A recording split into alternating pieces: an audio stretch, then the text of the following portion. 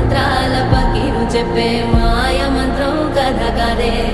చంటోళ్లను భయపెట్టే భూచోడి కథ కదే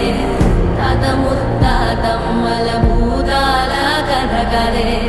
విక్రమాదిత్యుడు చెప్పిన వేదాళుడి కథ కదే దీపము నుండి దెయ్యం వచ్చే అల్లావుద్దీన్ కథ కాదే ఇది ముడత చర్మం ముసలి చెప్పే కథ